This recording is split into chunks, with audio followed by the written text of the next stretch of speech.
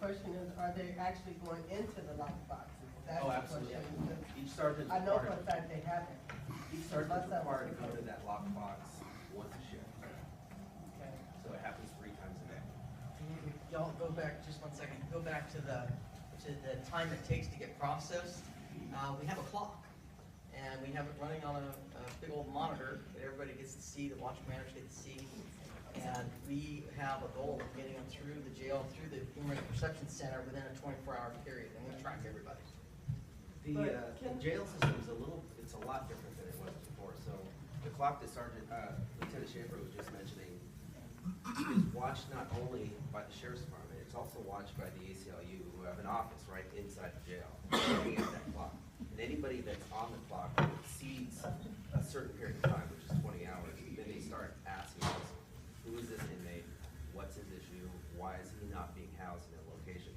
And that's an outside entity that is overseeing us, making sure that we're doing You guys are saying all this, and even with Captain Johnson and the gentleman next to Captain Johnson, you guys are saying all this stuff, but when you're actually talking to the people, my son is one, and I can only speak regarding my son, and other inmates that I hear that are next, you know how you visit, and then you have other inmates, and to hear their story, you guys are making it seem like, I understand what you're saying, but you guys are not hearing what is actually going on.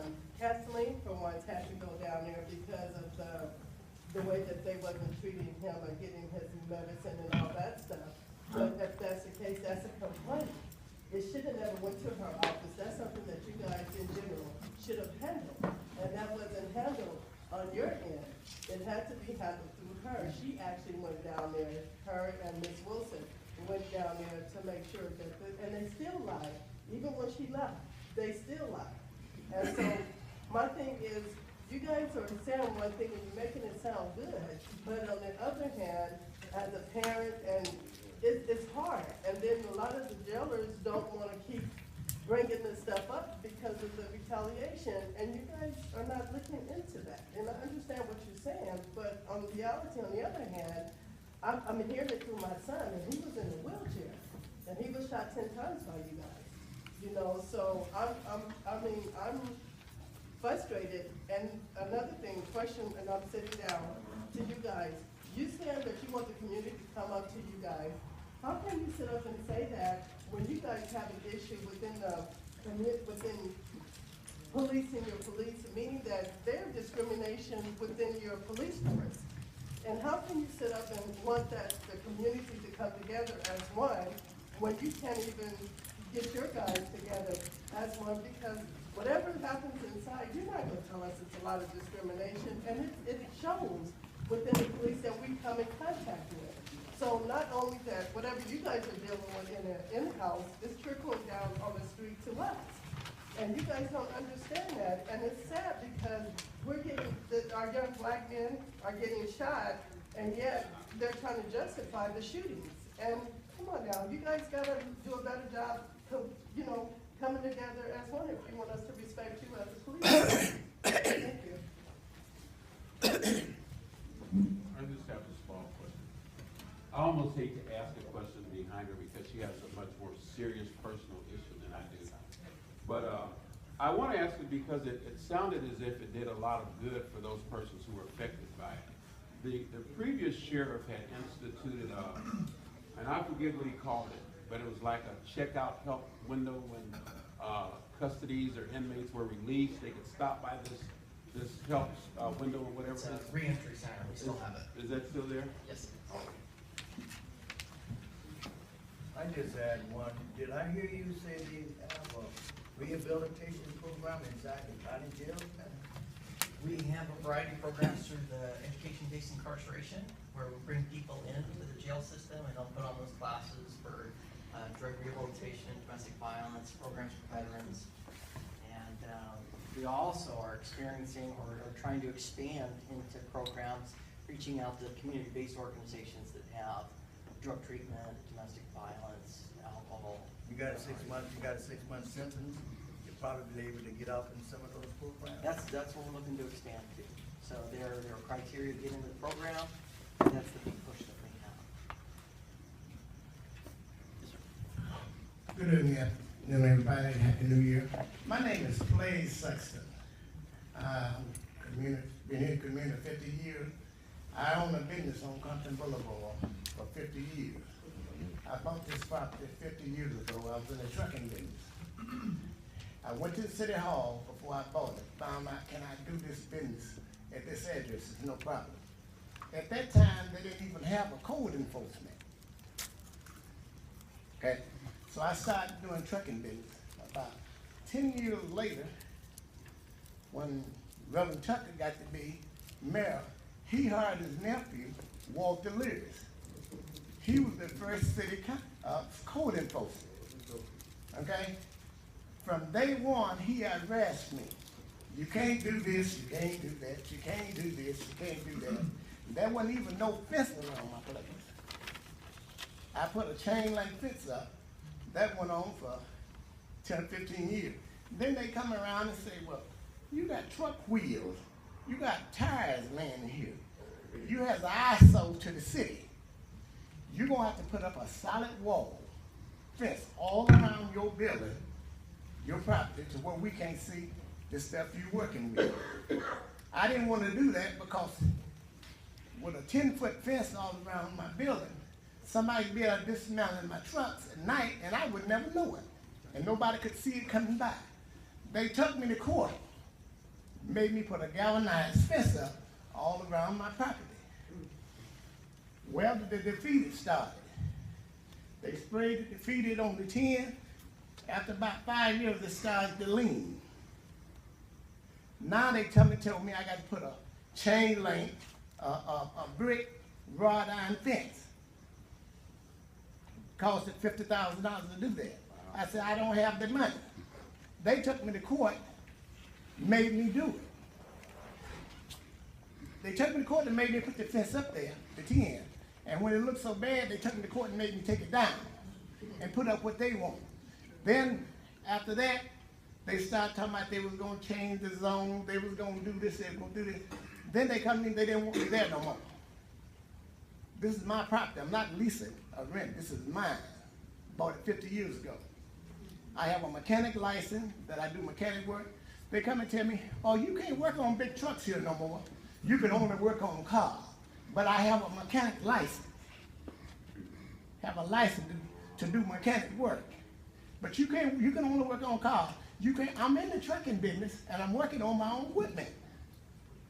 So for 40 years I've been getting this harassment. So now they still on me about you can't have this here, you can't have that here. We don't want to see big trucks. I'm in the trucking business. What the hell? What am I gonna do? Now it's ridiculous. It's ridiculous. The stuff that you go through in Compton. Nobody wants to be in Compton. If I didn't own this property, I wouldn't be in Compton. But I own this property. This is my business. So now, I need somebody to look into what's going on with me.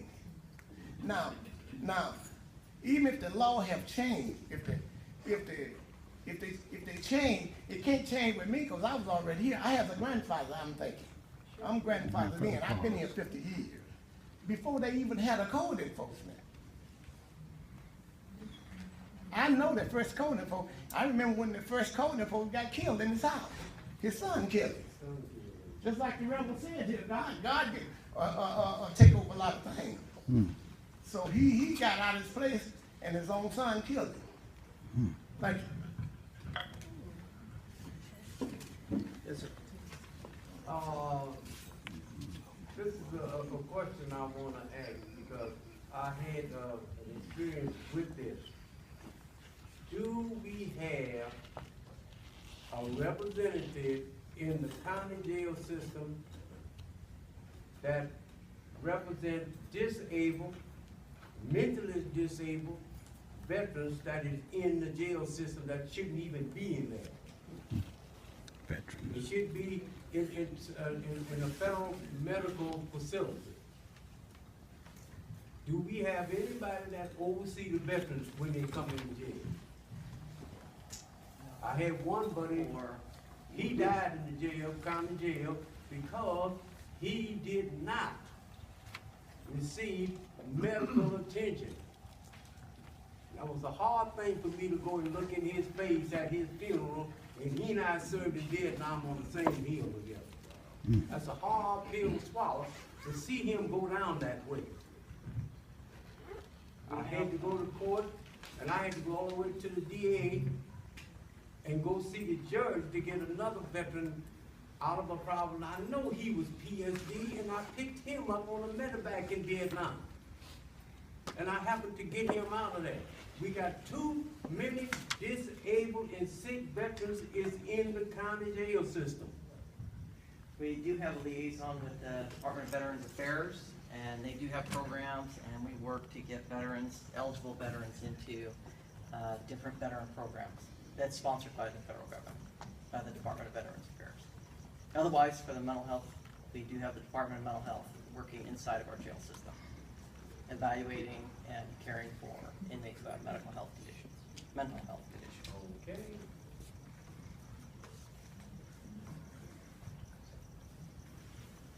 Are there any other questions regarding the custody? Okay, thank you very much. Happy New Year.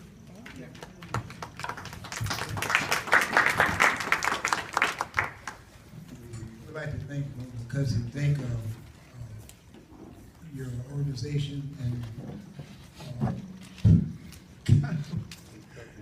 Office of Independent Review, but Inspector General. We'd like to thank you for bringing him here and letting us know about that. We appreciate that because we do have a lot of complaints about the jails, and we're glad you guys came to explain that, especially the answer the veteran back there and I was curious how you treat the veterans in the jail also. One of the things I want to mention is that we had some people here, I think Patrice Richardson's case, we had another guy that got shot about 15, what's his name, Lieutenant? Which one? You know, one that got shot like, we had about 200 or 300 people here. And so, huh? Trinidad. Yeah. Trinidad. And the reason I mention this is that I think Mike was in there one day and we had 2 or 3 guys that wanted to shoot the police. So these meetings count a lot because we went over there and talked to them and said, look man, there's no sense in doing that, you have some problems. And several times, and these meetings are very important, several times we had to come and talk to some people that wanted to do vigilante. And these meetings are very important because when we got through talking to the guy, we said, you know, he was really concerned about that. So we talked to him about that for quite a while. And this is a good thing for people to come and vent because if people don't come here and they vent sometimes, they may do some crazy things. So these meetings are very important. Every first Monday, we stopped a lot of people that could have been doing some things like they did in New York. And these meetings are very important, and people get a chance to vent here. And if they don't vent here sometimes they may think about doing something else. So these meetings are very, very important here because we don't want, another thing too, by meeting here every first Monday with the Sheriff Department, with the school police, we haven't had the things that happened in Ferguson. We haven't had the things that happened in New York because the crime committee and the Sheriff Department, the school police, we work together and then that stops a lot of things. So these meetings are very important. So I just wanted to let you know that if it wasn't for these meetings, there's no telling what may be happening if people couldn't vent a little bit. So I just wanted to mention that, okay? Can I add something to that? And I'm sorry the young men are gone, but I just wanted to add to that. When Lieutenant Octave gave his report, and he said that there were 30. And just for those who may not know, when these meetings first started, the annual homicide rate in the city usually was at 90, 95. The first year of this meeting, that was reduced to 57.